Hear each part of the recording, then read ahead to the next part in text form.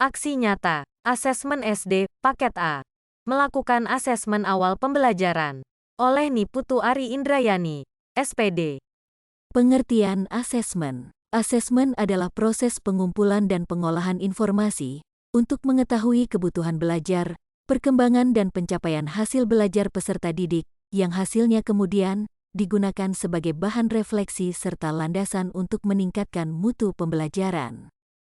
Tujuan asesmen. Asesmen adalah proses pengumpulan dan pengolahan informasi untuk mengetahui kebutuhan belajar, perkembangan, dan pencapaian hasil belajar peserta didik, yang hasilnya kemudian digunakan sebagai bahan refleksi serta landasan untuk meningkatkan mutu pembelajaran. Tujuan asesmen sesuai kebutuhan pendidik. 1. Asesmen diagnostik. 2. Asesmen formatif. Dan 3. Asesmen sumatif. Asesmen diagnostik. Menurut Menteri Pendidikan dan Kebudayaan Republik Indonesia, asesmen diagnostik adalah asesmen yang dilakukan secara spesifik untuk mengidentifikasi kompetensi, kekuatan, kelemahan peserta didik, sehingga pembelajaran dapat dirancang sesuai dengan kompetensi dan kondisi peserta didik.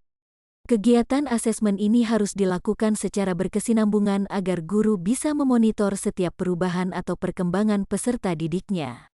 Dengan demikian, guru bisa terus update dan menyempurnakan instrumen pembelajaran yang tepat untuk peserta didik. Asesmen formatif. Asesmen formatif adalah proses mengumpulkan data mengenai sejauh mana kemajuan siswa dalam menguasai kompetensi yang ditargetkan.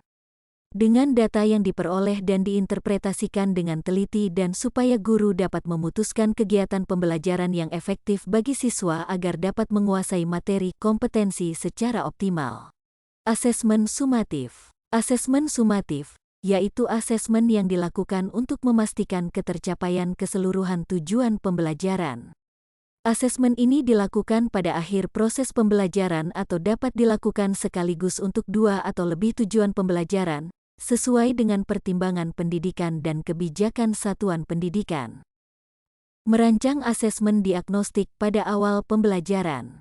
Materi IPAS pada fase B kelas 4 dengan tujuan pembelajaran yaitu 1.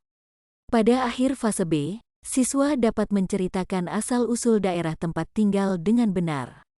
2. Siswa dapat menjelaskan dan meneladani sikap tokoh-tokoh di daerah tempat tinggal dengan baik. 3. Siswa dapat menjelaskan sumber daya alam di daerah tempat tinggal dengan baik. 4. Siswa dapat menjelaskan sumber daya alam di daerah tempat tinggal dengan benar. Tahap merancang asesmen diagnostik pada awal pembelajaran. 1. Sebelum mengajar, guru mendiagnosis apakah murid sudah mengerti tentang sejarah daerah tempat tinggalnya. 2. Jika murid belum mengerti, maka guru harus mengubah strategi pembelajaran tentang sejarah tempat tinggal. 3. Setelah murid memahami, barulah guru melanjutkan dengan materi kondisi geografis daerah tempat tinggal terhadap kekayaan alam. 4. Guru melakukan tanya jawab dan diskusi tentang sejarah tempat tinggal. 5. Setelah murid memahami materi pembelajaran,